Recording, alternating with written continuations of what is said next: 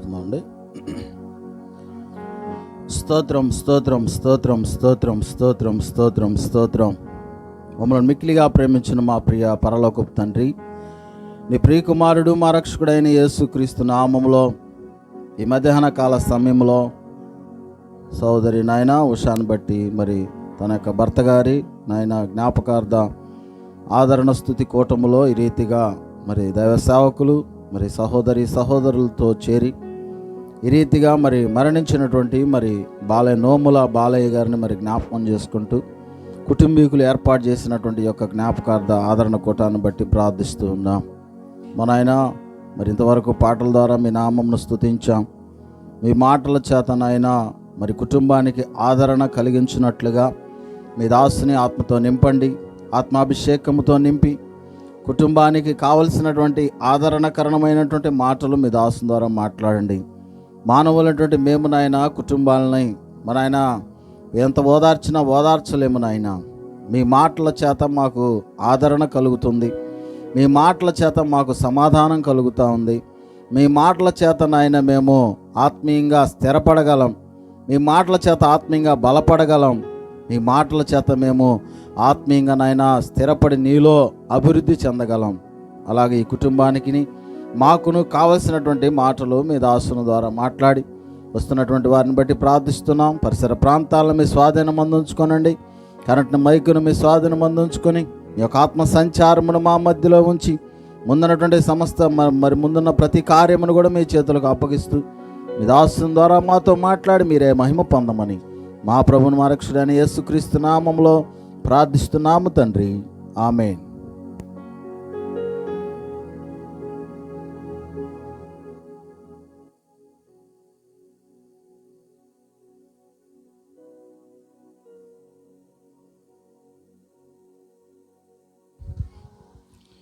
ప్రభునందు ప్రియమైన సహోదరులందరికీ నా హృదయపూర్వకమైన వందనాలు. సమయం 1 గంట అయింది. కూటం ప్రారంభమే లేటు, అందువలన ఈ సమయం అయింది. లేదంటే ఈ సమయానికే మనకి ముగింపుకు వచ్చేవాళ్ళం. ఇది మనం చేరినటువంటి సందర్భం అందరికీ తెలిసిందే. కట్టినటువంటి ఫ్లెక్సీని బట్టి, పాడుతున్నటువంటి పాటలను బట్టి, కట్టిన ఫ్లెక్సీని బట్టి మనం ఈరోజు ఏ కూటమో మనకు తెలుసు. ఇది చేరి వచ్చినటువంటి మనకు కేవలం చనిపోయినటువంటి వ్యక్తిని పొగడడం అని కాదు, కానీ తనని జ్ఞాపకం చేసుకుంటూ వాక్యము ద్వారా మన జీవితాలని సరిచేసుకోవడం. జ్ఞాపకార్థ కూటాలు చాలా మంచిది. ఏ కుటుంబం దగ్గర అయినా చనిపోయినటువంటి వారిని జ్ఞాపకం చేసుకుంటూ జరిపేటువంటి జ్ఞాపకార్థ కూటాలు మంచిది. ఎందుకు అంటే ఆ రోజున మాత్రమే మనము మన జీవితాలని సరి చేసుకోగలం. బర్త్డే రోజున బర్త్డే మెసేజ్ ఉంటుంది, మ్యారేజ్ డేలో మ్యారేజ్ డే మెసేజ్ ఉంటుంది, మరో సందర్భం కృతజ్ఞతే, ఆరాధనలో ఆరాధనే, ఉపవాస ప్రార్థనలకి ఉపవాస ప్రార్థన, అలాగా చెప్పుకుంటూ వెళ్తాం. కానీ మరణమును గురించి చెప్పుకోవడం, ఇలాంటి జ్ఞాపకార్థ కూటాల్లో మన జీవితాలని సరి చేసుకోవడం మంచి అవకాశం ఇది. కాబట్టి దినాన మన జీవితాలని సరి చేసుకోవడం. ఎందుకు అంటే లోకంలో జన్మించిన ప్రతి వ్యక్తి మరలా మరణించాల్సిందే. జన్మించిన ప్రతి వ్యక్తి మరణించాలి, మరణించిన ప్రతి వ్యక్తి మరలా జన్మించాలి అనే విశ్వాసం మందగాదు. క్రైస్తవ విశ్వాసం ఏమిటి అంటే జన్మించిన మనం ఎవరైనా సరే ప్రతి వ్యక్తి మరణిస్తారు. మరణించిన తరువాత మరో లోకంలోనికి వెళతాం. మనం మరో లోకం అనేది ఉంది. ఇప్పటి వరకు మనం భూలోకంలో ఉన్నాం.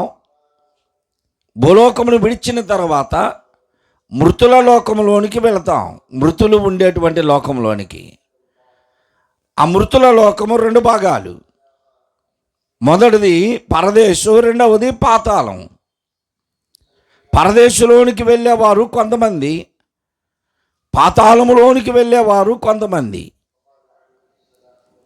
ఆ వెళ్ళేటువంటి ఆ పరిస్థితులను నీవు సజీవంగా ఉండగానే, భూలోకంలో ఉండగానే, మృతుల లోకములో నువ్వు వెళ్ళవలసినటువంటి నీ స్థితిగతులను ఇక్కడే నీవు సరి చేసుకుంటావు, ఇక్కడే నువ్వు సిద్ధపరచుకుంటావు. నువ్వు జీవిస్తున్నటువంటి జీవితం మీద ఆధారపడి ఉంటుంది. మృతుల లోకంలో నువ్వు పరదేశంలోనికి వెళతావా, పాతాళంలోనికి వెళతావా? ఆ రెండు చాయిస్లు నీకే ఇచ్చాడు దేవుడు. దానిని 89వ కీర్తన 48వ వచనంలో చదువుతాం మనం. దేవుడు మనకు ఒక మంచి అవకాశం ఇచ్చాడు. ఏమిటి అవకాశం అంటే, మరణమును చూడక బ్రతుకు నరులు ఎవరు? భూమి మీద జన్మించినటువంటి ఏ మనుషులైనా మరణము చూడకుండా బ్రతికే వాళ్ళు ఎవరు లేరు. లోకరక్షకుడుగా, దేవుని కుమారుడిగా ఈ లోకంలోనికి వచ్చినటువంటి ప్రభువారు కూడా తనంతట తాను తన ప్రాణమును అర్పించాడు, అప్పగించాడు. చనిపోయి సమాధి చేయబడి తిరిగి 3వ దినమున పునరుద్ధానుడిగా లేచాడు. అంతకుముందే ఈ మాట చెప్పబడుతుంది, మరణము రుచి చూడక బ్రతుకు నరులు ఎవరు లేరు. కానీ అక్కడ మరొక ప్రశ్న వేశాడు. మొదటిది ప్రశ్నే, రెండవది ప్రశ్నే. ఎవరున్నారు తప్పించుకునే వాళ్ళు అని ప్రశ్నించాడు. ఆ ప్రశ్నకు మనం సమాధానం చెప్పలేము, ఎవరు లేరు అంతే. దానికి ఎవరైనా మరణించవలసిన వారే, జన్మించిన వారు. పాతాళము వశము కాకుండా తను తాను తప్పించుకొనగలవారెవరు? జన్మించిన వారు మరణము తప్పించుకోలేరు, కానీ నరకమును తప్పించుకోగలరు, పాతాళమును తప్పించుకోగలరు అనే విషయాన్ని ఇక్కడ చెప్తున్నాడు. మరణమును రుచి చూడక బ్రతుకు నరులెవరో, పాతాళము వశము కాకుండా తను తాను తప్పించుకొనగలవారెవరు? ఈ రెండో ప్రశ్నకు మనము సమాధానం చెప్పగలం. నేనున్నాను అని చెప్పవచ్చు మనం. ఎలా చెప్పగలం అంటే, మన జీవితాన్ని సరి చేసుకొని దేవుడు ఎలా బ్రతకమన్నాడో అలా బ్రతికి, లోకమునకు, పాపమునకు, శాపమునకు దూరముగా, శాపము పాపము అంటని వారముగా, ప్రభువుకి సమీపస్తులుగా మనము బ్రతుకుతూ ఉంటే, దేవుడు ఆశించిన రీతిలో మన జీవితం ఉంటే, మనం ఖచ్చితంగా పాతాళమును తప్పించుకుంటాం. పాతాళమును తప్పించుకుంటాం. తదుపరి నిత్య నరకాగ్నిని తప్పించుకుంటాం. ప్రభు ఉండే స్థలములోనికి వెళతాం. మనము పాతాళమును తప్పించుకోవాలి అంటే, నిత్య ఆ జీవమునకు మనం వారసులము కావాలి అంటే, ప్రభు చెబుతున్నటువంటి కొన్ని విషయాలు మనము పాటించాలి. దేవుడైన యెహోవా సృష్టికర్త అయిన తాను సృష్టించినటువంటి మనుషులను బట్టి, వారి యొక్క జీవిత విధానమును బట్టి దేవుడే తన హృదయములో నొచ్చుకున్నటువంటి సందర్భాన్ని మనం చూస్తున్నాం. నేను ఎంత వ్యర్థముగా నరులను సృజించాను అని నరులను బట్టి ఆయన సంతాపపడిన సందర్భాన్ని ఆదికాండము 5వ అధ్యాయము 6వ అధ్యాయము 5, 6 వచనాలను చదువుదాం.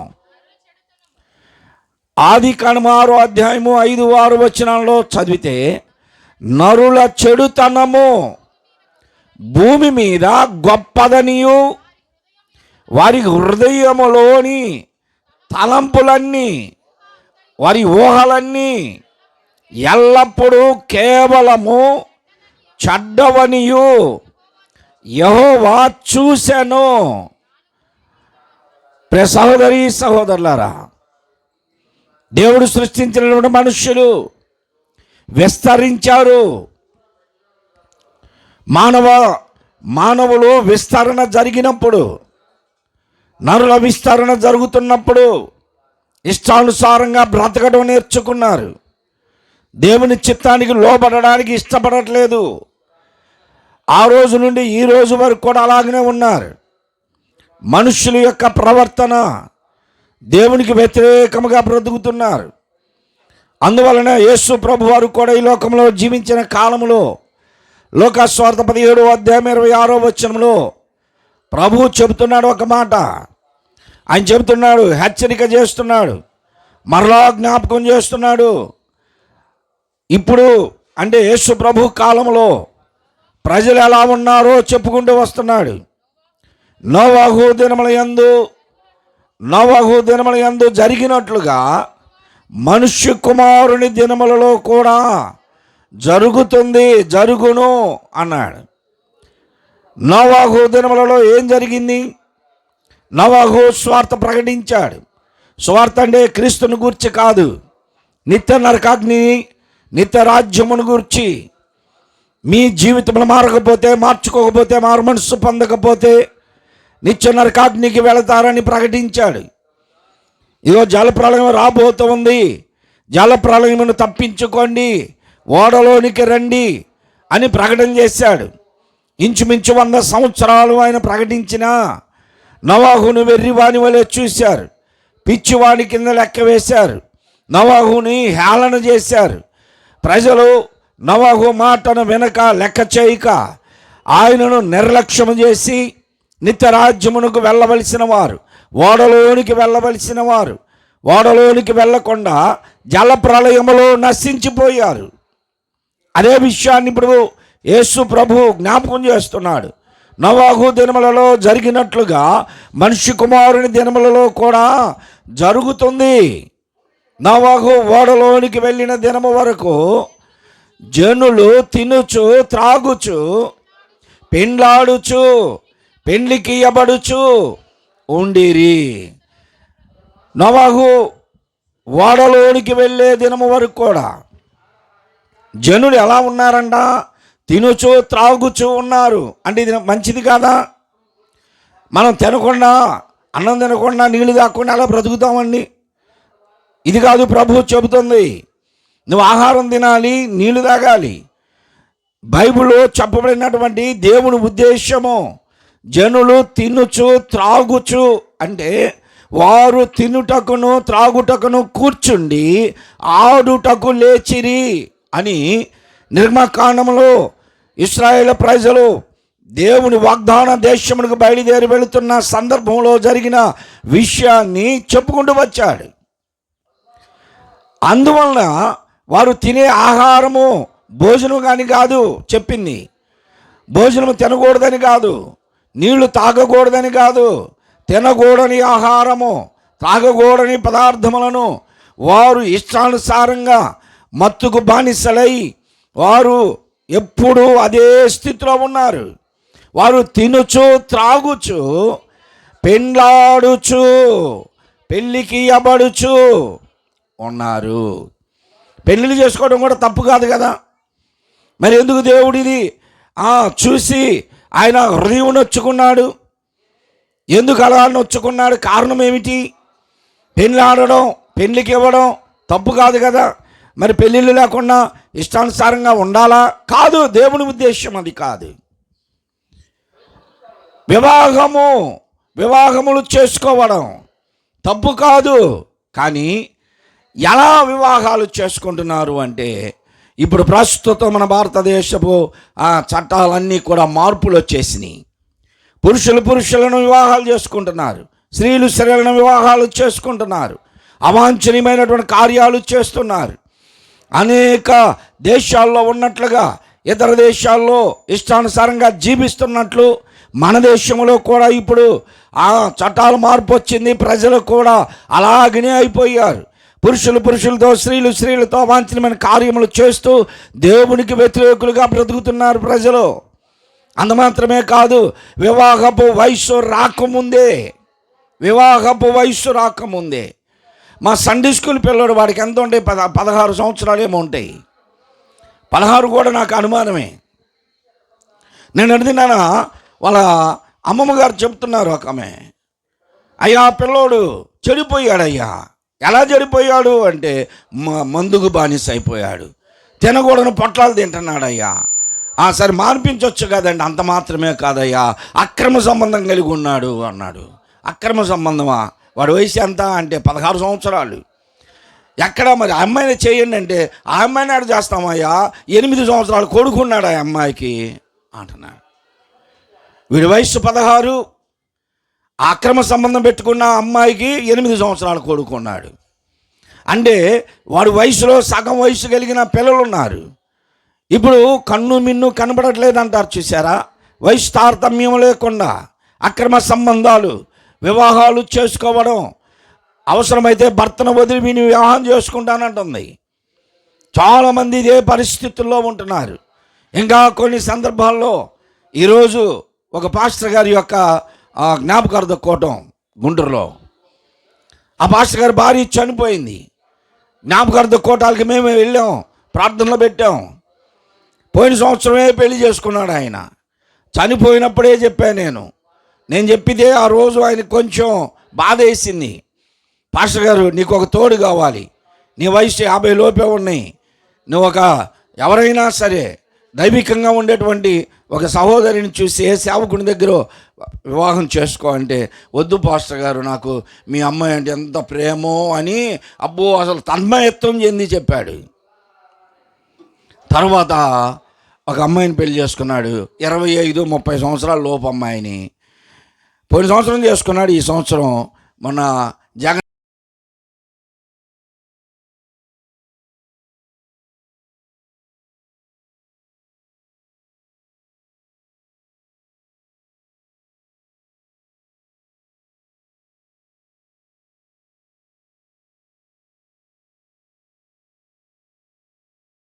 చనిపోయాడు. వివాహాలు చేసుకుంటే తప్పని కాదు, ప్రభు చెబుతుంది. వయస్సు తారతమ్యము తెలియకుండా వృద్ధాప్యంలో ఉన్నవారు యవనస్తులు వివాహాలైన వారిని పెండ్లికిచ్చుచు, పెండ్లి చేయుచు, మ్యాట్రిమోనీలు వచ్చినాయి. ఎవరికి అంటే వివాహాలు కాని వారికి, చిన్న వయసులో ఉన్న వారికి మ్యాట్రిమోనీలు బాగానే ఉన్నాయి. కానీ ఇప్పుడు ఒక మ్యాట్రిమోనీ వచ్చింది, ఏంటంటే 60 సంవత్సరాలు దాచిన వాళ్ళకంటే సంబంధాలు చూస్తారంట. ఎవరికి? స్త్రీలకు కానీ పురుషులకు కానీ 60 సంవత్సరాలు దాటిన వారు, రిటైర్డ్ అయిన వాళ్ళు, భార్య చనిపోయిన వారికి, వీళ్ళకి సంబంధాలు చూస్తున్నారు.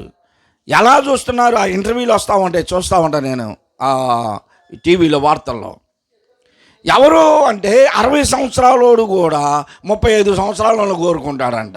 ఎందుకు అలాగా అంటే, నేను లేవలేను, కూర్చోలేను, నాకు పనిచేసేవాళ్ళు కావాలి. ఎలాంటి పరిస్థితులను దేవుడు చెప్తున్నాడు. వారు పెండ్లికి ఇచ్చుచు, పెండ్లాడుచు, వారు ఇష్టానుసారంగా జీవిస్తున్నారు.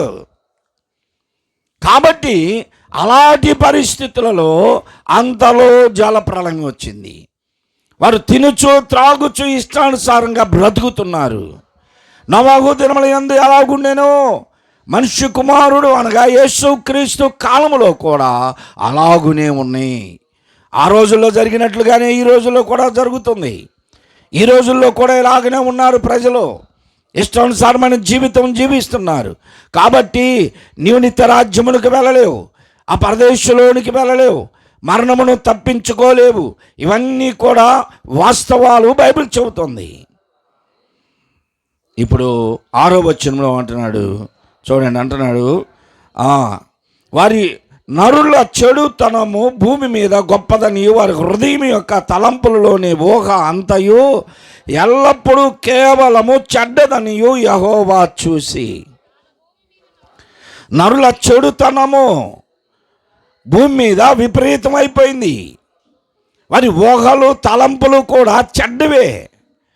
ఇవన్నీ దేవుడు చూసి తాను భూమి మీద నరులను చేసినందుకు యెహోవా సంతాపము నొందుతున్నాడు. తన హృదయంలో నొచ్చుకుంటున్నాడు. అనవసరంగా నేను ఈ ప్రజలను సృష్టించాను, ఏం చేయాలి ఇప్పుడు? అక్రమం విస్తరించిపోయింది, అన్యాయముగా బ్రతుకుతున్నారు, నిత్య రాజ్యమునకు వారసులు కాలేకపోతున్నారు, నిత్య నరకాగ్నికి వెళ్ళే మార్గంలో నడుస్తున్నారు. ఇప్పుడు ఏం చేయాలి వీరికి అని అప్పుడు చెప్పాడు దేవుడు నోవాహుతో, నోవాహు, ఈ తరము వారిలో నీవే నా ఎదుట నీతిమంతుడుగా ఉన్నావు. నా ఎదుట నీవే నీతిపరుడు.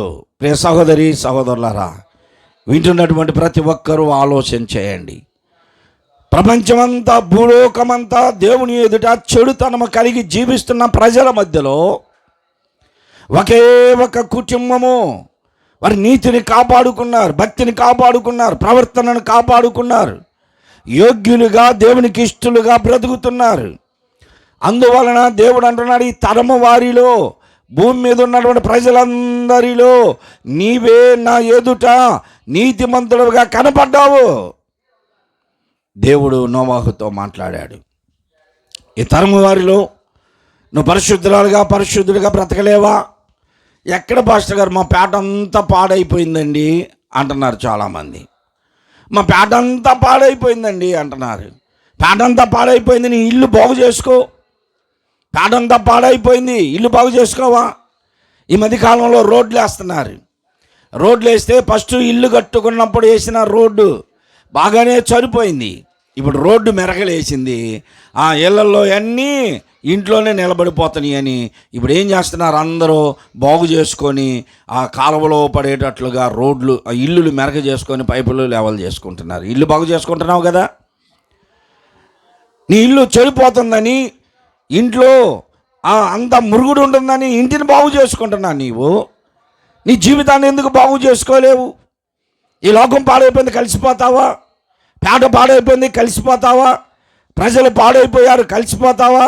ఈ తరము వారిలో, ఈ పేటవారిలో, నీ కుటుంబీకులలో, నీ సంఘములో, నీ స్నేహితులలో నీవు ఒక ప్రత్యేకంగా ఉండొద్దా? నీవు జీవితం ప్రత్యేకమైనదై ఉండాలి. ప్రతి విషయాల్లో అందరికంటే మనమే ప్రత్యేకంగా కనపడాలనుకుంటాం. చాలామందిని చూస్తాను నేను, వాళ్ళే ప్రత్యేకంగా ఉండాలనుకుంటారు. ఏదైనా సమావేశాలు జరుగుతున్నాయి అనుకోండి, అక్కడికి వెళ్ళి వీళ్ళు వెళ్ళగానే వీళ్ళని ఎవరు పట్టించుకోలేదనుకో, ఏంది ఒక్కళ్ళు కూడా నాకు వెళ్ళి చూడట్లేదని 2-3 సార్లు తిరుగుతారు అటు ఇటు. అంటే అప్పుడు చూడాలి వీళ్ళని చూసి వాళ్ళకి వెళ్ళి అంటే ఇప్పుడు చూశారు నాకు వెళ్ళి అందరూ అనుకోవాలా. ఓ ప్రత్యేకంగా ఉండాలనుకుంటున్నావు అందరిలో, నీవు ఓ ప్రత్యేకమైన ఆకర్షణీయంగా ఉండాలనుకుంటున్నావు కదా నీవు. మరి అలాగా నీవు అనుకున్నప్పుడు దేవుని కొరకు ప్రత్యేకంగా ఎందుకు బ్రతకకూడదు? దేవుని కొరకు ప్రత్యేకంగా బ్రతకాలని నీవెందుకు అనుకోలేకపోతున్నావు? అదే విషయాన్ని ఇక్కడ అంటున్నాడు, ఈ తరము వారిలో నీవే నా ఎదుట నీతిమంతుడిగా బ్రతుకుతున్నావు. నిందారహితుడిగా ఉన్నాడు, నీతిమంతుడిగా ఉన్నాడు, దేవునితో కూడా నడిచిన వాడుగా ఉన్నాడు. ప్రియ సహోదరి సహోదరులారా, మనము ఎవరైతే దేవునికి వ్యతిరేకులు ఉన్నారో వాళ్ళతో పాటేనో కలవద్దు. దేవుడు చెబుతున్నాడు, నీవు అలా కలిసిపోయి ఉంటే దేవుడు నిన్ను బట్టి ఆయన హృదయంలో సంతాపపడతా ఉంటాడు. కొంతమంది అన్ని డూప్లికేట్లు మాట్లాడుతూ ఉంటే వాళ్ళతోనే నువ్వు కలిసిపోతావు, నీ మాటలు కూడా అలానే తయారవుతాయి. కొంతమంది తాగుబోతులుగా ఉంటే వాళ్ళతోనే కలిసిపోతావు, వాళ్ళతో పాటు నువ్వు నేర్చుకుంటావు. లోక సంబంధమైన విషయాలు ఏదైతే చేయకూడదో దాని అలా చేసేవాడితో నువ్వు కలిసిపోతే నీవు కూడా అలాగనే నేర్చుకుంటావు. దేవుడు అంటున్నాడు, అలా ఉండకూడదు, నువ్వు ప్రత్యేకంగా ఉండాలి. నీ జీవితం ప్రత్యేకం, నీ జీవితం, నీ ఊహలు, నీ ఉద్దేశాలు సమస్తము ప్రత్యేకంగా ఉండాలి అని దేవుడు చెప్తున్నాడు. కాబట్టి ఈ తరము వారిలో నీవే నా ఎదుట నీతిమంతుడుగా కనపడ్డావు అన్నాడు. ఈ తరం ఎలాంటి తరమో తెలుసా? సామెతల గ్రంథంలోనికి రండి, 30వ అధ్యాయం. సామెతల గ్రంథం 30వ అధ్యాయము 11వ వచనం చూడండి. తమ తండ్రిని శపించుచు తల్లిని దీవించని తరము కలదు. ఎలాంటి వాళ్ళండి ఇప్పుడున్న తరం అంతా? తండ్రిని శపిస్తారు, తండ్రిని చేపిస్తున్నారు. అరే నేను పెళ్లి చేస్తానే ఉన్నా, ఒక దగ్గర పెళ్లి చేస్తానే ఉన్నా మండపంలో, ఫంక్షన్ హాల్లో, వాడెంతండి ఇంటర్మీడియట్ ఫస్ట్ ఇయరోడు వాళ్ళ తండ్రి ఏదో మాట్లాడుతుంటే వీడు ఒక్కడ బీకి మంచిగా మాట్లాడుతున్నాడు. తాగి ఉన్నాడు కాదు, క్రమంగా ఉన్నటువంటి తండ్రి. ఈ ఇంటర్మీడియట్ ఫస్ట్ ఇయరోడు వాళ్ళ తండ్రిని ఒకటి బయటికి బా నువ్వు మాట్లాడుతున్నావు అంటున్నాడు. నాకు చాలా బాధేసింది. తర్వాత వాడిని ప్రత్యేకంగా పిలిచి చెప్పా, నీ వయసు ఎంత? మిమ్మల్ని పెంచి పోషించి ఎంత చేస్తూ ఉంటే మీ తండ్రిని నీవు అంతమందిలో భుజం మీద కొట్టిపోవా అంటావా? మర్యాద అది. నీవే గౌరవించినప్పుడు నీ తండ్రిని ఇతరులు ఏం గౌరవిస్తారు అని వాడికి చెప్పా. సరే సరే పాస్టర్ ఉట్టిదే. యవనస్తులు పాడైపోయారు. తరములో తండ్రిని శపిస్తున్నారు, తండ్రికి ఎదురు తిరుగుతున్నారు, తండ్రి మాటలు వినట్లా. కొంతమంది ఊరకు నటిస్తున్నారు, కానీ సందర్భం వస్తే అప్పుడు చెబుతారు పిల్లలు తల్లిదండ్రుల సంగతి. ఈ తరమంతా ఇలాగైపోయింది. తండ్రిని శపించి తల్లిని దీవించని తరము ఈ తరం అయిపోయింది. కుటుంబాల్లో అలాగనే ఉన్నారా? కుటుంబాల్లో అలాగనే ఉన్నారు. ఆధ్యాత్మికంగా సంఘం అనే కుటుంబంలో కూడా ఆత్మీయ తల్లిదండ్రుల్ని గౌరవించేవారు లేరు. పాస్టర్ గారు వస్తున్నాడంటే కింద ఉన్న కాలు తీసి పైన పెట్టుకుంటున్నారు కొంతమంది. ఆయన మనకంటే ఏముంది ఆయనకంటే మనం తక్కువ ఏంటి? ఆయన చెబితే మనం చేయాలా? ఆయన చెబితే మనం అవసరం అయితే వీళ్ళు కూర్చొని పాస్టర్ గారితో అన్ని పనులు చేపించుకునే స్థితికి వచ్చారు. ఇప్పుడు తల్లిదండ్రులను గౌరవించట్లా. ఆత్మీయ సంఘం అనే కుటుంబంలో కూడా ఆత్మీయ తల్లిదండ్రులను గౌరవించే స్థితిలో లేరు. ఎలాంటి తరం ఇది? ఈ తరంలో నీవెలా ఉన్నావు అంటున్నాడు. అదే అధ్యాయంలో 12వ వచనం చూడండి. ఎలాంటి వారంట? తమ దృష్టికి తామే శుద్ధులై తన మాలిన్యము నుండి కడగబడని తరము కలదు. తమ దృష్టికి తామే శుద్ధులు అంటే ఏంటి? వారి దృష్టిలో వారే మేము పరిశుద్ధులు అండి, వాళ్ళు పాపులు, వాళ్ళు అవి చేస్తారు ఇవి చేస్తారు, మాకంటే నీతిమంతులు లేరు, మాకంటే పరిశుద్ధులు లేరు, మాకంటే ప్రార్థనాపరులు లేరు, మాకంటే ఆత్మీయులు లేరు అనుకునేవారు చాలామంది ఉన్నారు. తమ దృష్టికి తామే నీతిమంతులు అనుకొని శుద్ధులు అనుకొని తమ మాలిన్యము ఉన్నటువంటి పాపము ఉన్నటువంటి చెడుతనమును కడుగుకొనని తరము కలదు. ఇప్పుడు చాలామంది అలాగనే ఉన్నారు. మేము మార్చుకోవాల్సిన పనేం లేదండి, మేము ఎప్పుడో మార్చుకున్నామండి, బాప్తిజాలు తీసుకున్నామండి అనుకుంటున్నారు, కానీ మలినమైపోయారు జీవితాలన్నీ. కడగబడుతున్నావా? మార్చబడుతున్నావా? మారాలనే ఆలోచన ఉందా? తమ దృష్టికి తామే శుద్ధులైపోతున్నారు. తమ మాలిన్యము నుండి విడిపించబడాలనే ఆలోచన రావటం లేదు. ఈ తరములో ఇలాంటి వారు ఉన్నారు. తమ మాలిన్యము నుండి విడుదల పొందని తరం ఇది. మరొక తరం ఉందేందో తెలుసా? కన్నులు నెత్తికి వచ్చిన వారి తరము కలదు. ఏ తరం అంట? ఏ తరం? కన్నులు నెత్తికి వచ్చిన వారి తరము. కన్నులు నెత్తికి రావడం అంటే ఏంటి? కొంతమంది కళ్ళద్దాలు ఇక్కడ పెట్టుకోవాల్సింది తీసి తల మీద పెడతారు, తల మీద పెట్టుకొని తిరుగుతూ ఉంటారు. అంటే ఈ కళ్ళు నెత్తి మీదకి వచ్చినాయి అయినా కాదు. రాస్తా ఇప్పుడు నా అద్దాలు ఉన్నాయి, ఇవి చదివేటప్పుడు మాత్రమే పెడతా.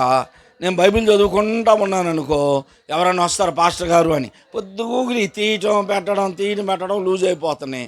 అద్దాలు కొనుక్కోవాలంటే కూడా నాకు ఆ సమయానికి లేకుండా పోతున్న డబ్బులని ఇంక తాడు కట్టుకోవడమే ఆలస్యం. వెనక తాడు కట్టుకొని వేసుకోవాలనుకుంటా, కానీ కుదరట్లా. ఎందుకని ఏం చేస్తా, ఎవరైనా వచ్చినప్పుడు పాస్టర్ గారు అన్నప్పుడు ఎటు పెడతా. అంటే ఇప్పుడు మీరు చూసిన వాళ్ళు అంత ఏమనాలా? నెత్తికి కన్నులు నెత్తికి వచ్చిన తరము అండి పాస్టర్ గారి తరం అంటారా? కన్నులు నెత్తికి వచ్చిన తరం అంటే ఇది కాదు.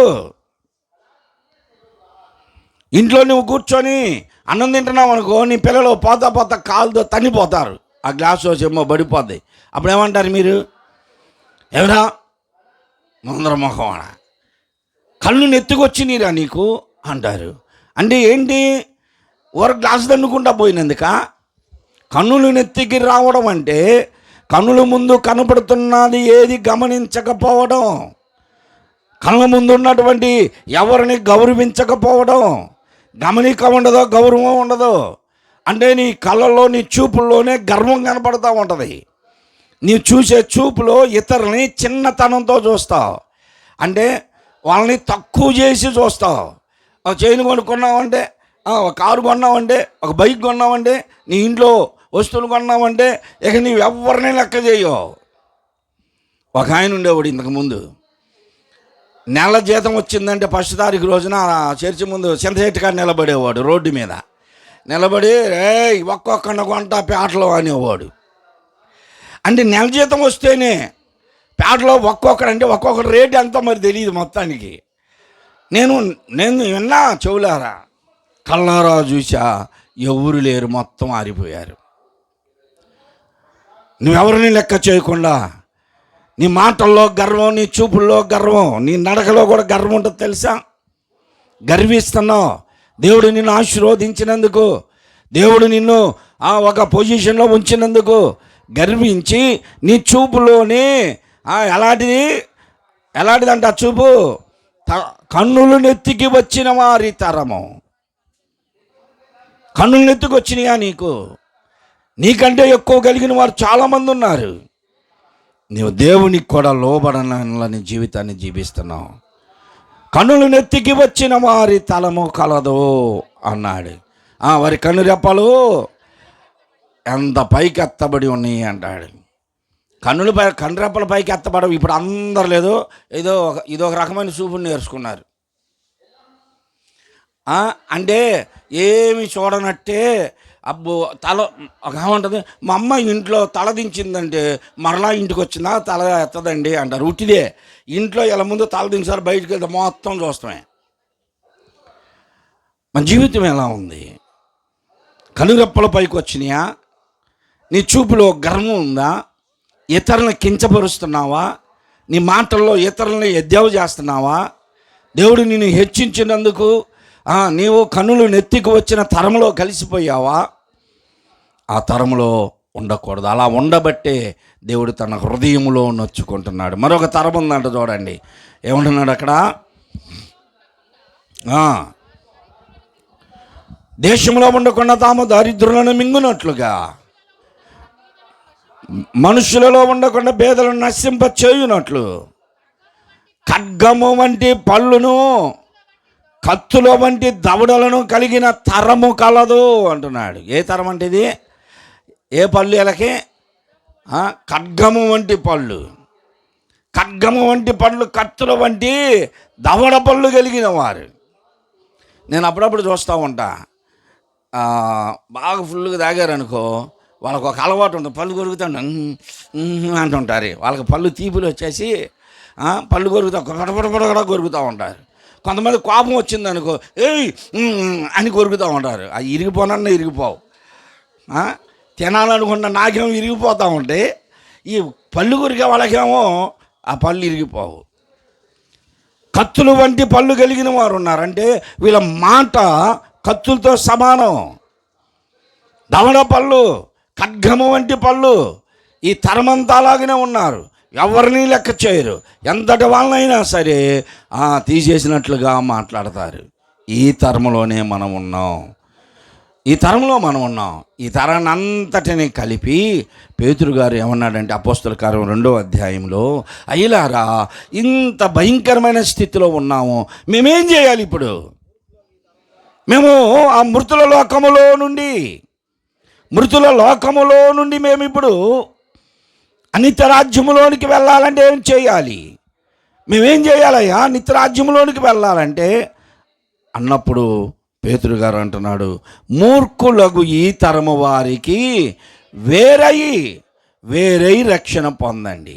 ఇన్ని తరాలు ఉన్నాయి కదా, ఇన్ని తరాలు, తండ్రిని చెప్పించి తల్లిని దీవించని తరం, తమ మాలిన్యము నుండి కడగబడని తరము, కన్నులు నెత్తికి వచ్చిన వారి తరము, ఖడ్గము వంటి పళ్ళు, కత్తులు వంటి దవడ పళ్ళు కలిగిన తరము.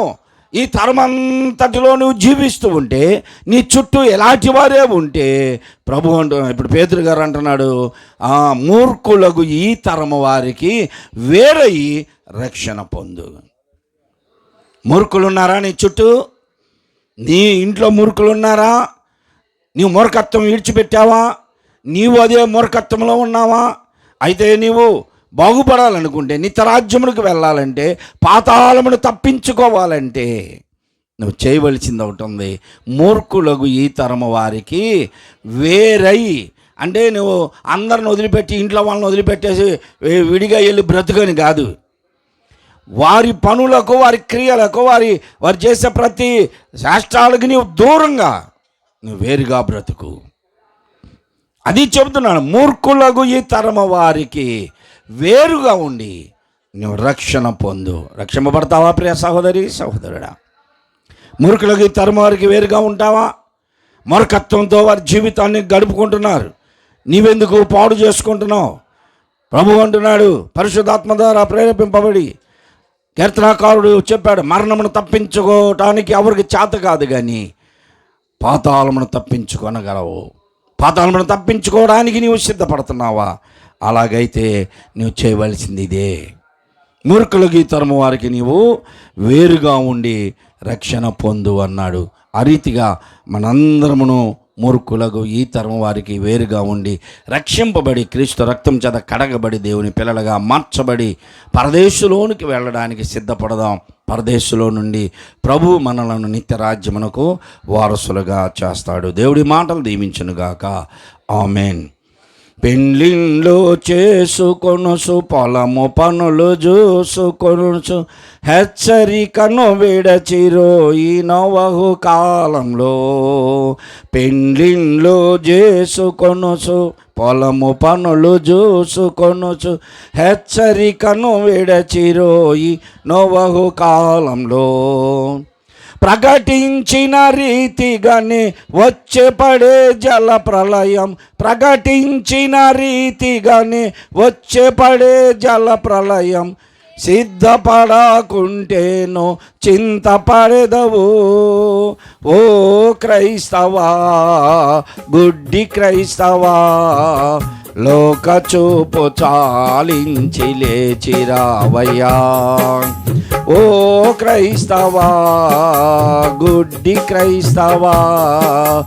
లోక చూపు చాలించి లేచిరా. కాలమెంత గడుస్తున్నదో ఇంత గుడ్డి బ్రతుకుని, కాలమెంత గడుస్తున్నదో ఇంత గుడ్డి బ్రతుకుని కెందుకోయి ఓ క్రైస్తవా, గుడ్డి క్రైస్తవా. లోక చూపు చాలించి లేచిరావయ్యా. అందరూ తలలు వంచండి, కళ్ళు మూసుకోండి, ప్రార్థన చేసుకుందాం. ప్రార్థన చేసుకుందాం. రేపు పగలు తుఫాన్ నగర్లో ఉపవాస ప్రార్థన ఉంటుంది. ఖచ్చితంగా అందరూ పాలు పొందండి. ప్రార్థన చేసుకుందాం. ప్రేమ నమ్మకములు గల మా పరలోకపు తండ్రి, మీ ప్రియ కుమారుడు మా రక్షకుడైన యేసుక్రీస్తు పరిశుద్ధ నామంలో ఈ మధ్యాహ్న కాల సమయంలో సహోదరుడు నోముల చిన్న బాలయ్య ఈ లోకాన్ని విడిచిపెట్టి వెళ్ళిపోయాడు. నాయన, మీ పిలుపునందుకొని తన యాత్రను ముగించుకొని వెళ్ళిపోయాడు. సహోదరుడు రక్షించబడ్డాడు, నీ రక్తం చేత కడగబడ్డాడు. కుటుంబంలో, సంఘములో నమ్మకస్తునిగా ఉన్నాడయ్యా. నమ్మకస్తునిగా జీవించాడు. కొంతకాలము సేవకులను వెంబడించాడు. సంఘములో నమ్మకముగా పనిచేశాడు. మరలా తన జీవితంలో పడిపోయాడు.